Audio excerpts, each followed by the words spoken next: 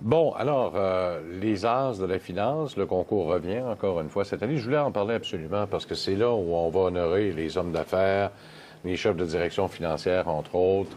Et pour nous en parler, M. Marc Godin, qui est président du comité organisateur du concours Les As de la finance. M. Godin, bonjour. Bonjour, M. Gagnon. Parlez-nous un peu de ce concours, encore une fois, de la section Québec des dirigeants financiers du Canada. Les As de la finance, c'est là pour honorer, rendre hommage à ces personnes qui dirigent les entreprises. C'est bien ça. On en est à notre quatrième concours cette année. Alors, c'est la quatrième année qu'on tient ce concours-là pour effectivement souligner les contributions de certains des dirigeants financiers qui se sont illustrés de façon particulière, que ce soit des entreprises publiques, entreprises privées ou même sociétés d'État.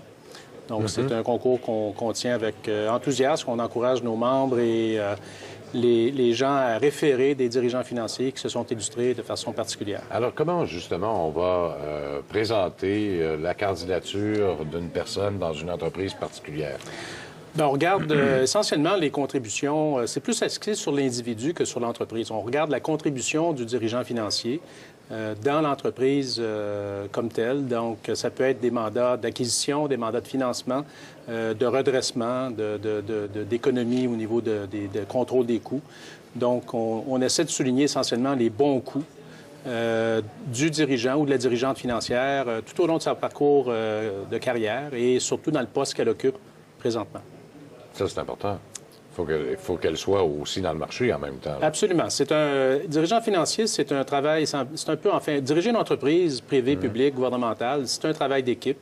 Alors, dirigeant financier est souvent associé au gardien de but, comme on dit au sport, pour faire une allusion avec le hockey.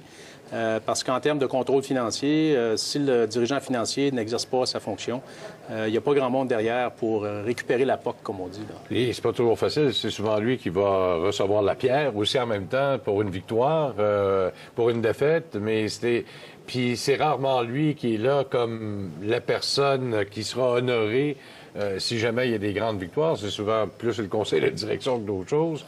Alors, effectivement, mais c'est un peu comme en sport ou dans les arts. On aime souligner, et c'est la quatrième année qu'on le fait. Oui. Il y a 3 catégories. Là. Il y a ce qu'on appelle le dirigeant financier de la grande entreprise. Alors ça, c'est des revenus de plus de 500 millions par année, plus de 1000 employés. Il y a le dirigeant financier de la petite moyenne entreprise. Et on a une 3e catégorie qui s'appelle le prix de la relève. Ça, c'est pour les moins de 40 ans. Et ce n'est pas nécessaire d'être dirigeant financier numéro 1 d'une entreprise. On peut être contrôleur, trésorier, occuper une fonction qui relève du chef de la direction financière. Bon, alors ça, c'est important. Cette dernière catégorie-là, je la trouve très importante parce qu'il faut souligner aussi le travail de la relève. Parce qu'on dit souvent qu'en finance, il manque beaucoup de relève et il faut inculquer aux gens, donc, la possibilité qu'un jour, on soit reconnu aussi. Effectivement, effectivement. Alors, comment se fait la mise en candidature? Là, je suis allé chercher le formulaire de mise en candidature. Qui, dans l'entreprise, peut proposer quelqu'un pour votre concours Les As de la finance? Bien, on encourage les dirigeants, dirigeantes financiers à poser leur candidature. Ça peut être un peu une façon aussi de faire une espèce de bilan de carrière, de regarder un peu nos réalisations.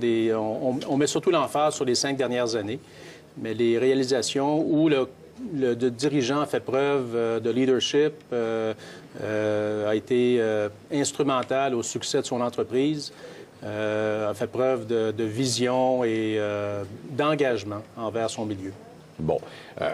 Puis ça peut être proposé par d'autres personnes aussi. Hein? Absolument. On a des commanditaires, on a des banquiers, des vérificateurs, des avocats qui nous soumettent des candidatures. On a jusqu'au 3 février 2014 pour soumettre des candidatures.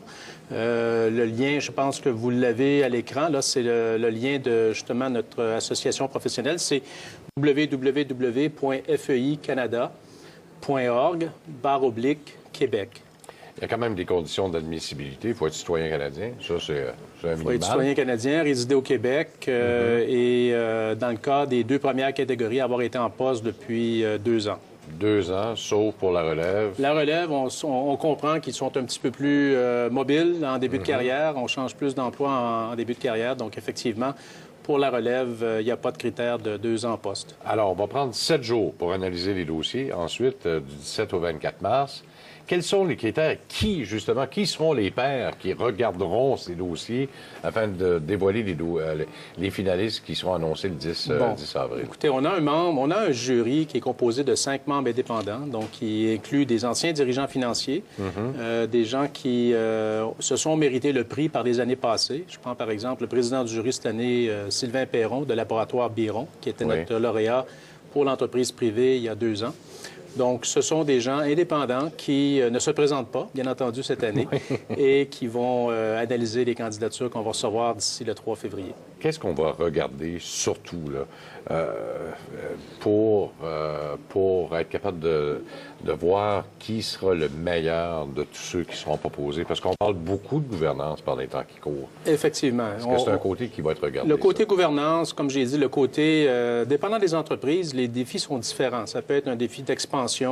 Comme on l'a vu il y a quelques années, il y a eu des lauréats comme Domtar, Cirque du Soleil. Donc, à chaque année, il y a des défis différents, effectivement, dans les secteurs d'industrie du dirigeant financier. Donc, on regarde l'ensemble de la contribution du dirigeant et en particulier ses réalisations depuis 5 ans. Vous en avez donné 2, puis ça m'a donné l'idée d'une question. Est-ce qu'on regarde un dossier d'un dirigeant d'entreprise de la même manière s'il est au privé que si c'est une entreprise qui est en bourse? Bien, effectivement, les contributions sont différentes. Il y a des ajouts lorsqu'on est coté à la bourse en termes d'attestation au niveau de l'AMF et puis de rapport sur la conformité, les contrôles. Mais de plus en plus, les entreprises privées s'inspirent des bonnes pratiques d'entreprises publiques cotées à la bourse pour gérer leur gouvernance. Donc, effectivement, les défis sont différents. Des fois, dans une entreprise publique, bien entendu, il y a plusieurs investisseurs. Donc, la relation aux investisseurs est plus complexe. Dans certaines entreprises privées qui sont détenues par 1 ou 2 actionnaires, c'est plus simple, comme on dit là. C'est plus simple. Mais il peut y en avoir 20, 30, 40 aussi dans une entreprise privée comme actionnaire. C'est sûr et certain que les dirigeants qui sont dans une entreprise publique ont des comptes à rendre beaucoup plus que dans le privé. C'est un peu ça que vous nous dites? Bien, écoutez, les entreprises privées ont aussi des comptes à rendre. Il y a la gouvernance d'entreprise s'applique autant à l'entreprise publique que l'entreprise publique. Les entreprises privées, on en connaît, là, qui ont des centaines d'actionnaires et qui s'inspirent en termes de gouvernance de ce qui se fait dans les sociétés cotées à la bourse. Par exemple, le conseil d'administration doit avoir des membres indépendants. Il doit avoir des comités d'audit, des comités de TRH et de gouvernance qui doivent être créés. Donc, je pense que de plus en plus, les entreprises... Puis vous avez vu récemment, là, on parle aussi d'OSBL qui doivent aussi faire attention au côté gouvernance, que les dépenses d'un président d'un OSBL doivent être encadrées par le conseil d'administration, revues par le comité d'audit du conseil d'administration, par exemple. Est-ce que les organismes sans but lucratif, justement, puisque vous parlez des OSBL, seront éligibles pour votre concours? Absolument. On a refondu les catégories cette année, parce qu'avant, on avait grandes entreprises publiques et sociétés d'État, mais les sociétés d'État peuvent être, avec le critère du nombre d'employés, les sociétés d'État et les OSBL, disons, peuvent se qualifier. C'est un petit peu plus difficile pour les OSBL, mais les sociétés d'État, absolument. Parce que une OSBL, parfois, ça peut être difficile à diriger aussi. Absolument. Il n'y a pas, en principe, il n'y a pas de profil. Il n'y a pas de profil. Il y a peu d'employés, quoi qu'il peut y avoir certains employés. Et il y a surtout un chiffre d'affaires qui est plutôt au niveau des dons. Et Les avantages de participer au concours, ça serait quoi? Bien, écoutez, nous, on est un organisme... Dirigeants financiers Canada, c'est plus de 1700 membres canadiens qui sont dirigeants financiers. C'est un chapitre canadien d'un organisme professionnel qui est nord-américain, qui a plus de 17 000 employés. Au Québec, on est 200 dirigeants financiers qui sont membres. Il y a des commanditaires. L'avantage, écoutez, un dirigeant financier est membre aussi de... On est un organisme professionnel, donc on offre de la formation, on offre du réseautage à nos membres. Et le côté reconnaissance, bien, c'est ce que le concours des As de la finance nous apporte. Puis la communauté financière l'accueille très, très bien. D'ailleurs, cette année, le président d'honneur sera Louis Vachon, le président de la Banque nationale. Oui. Et à chaque année aussi, on remet un prix hommage à un dirigeant financier qui n'est plus actif comme dirigeant financier, mais qui s'est illustré lors de sa carrière. M. Godin, je vous donne rendez-vous le 10 avril quand on connaîtra les finalistes. Merci beaucoup. Merci beaucoup.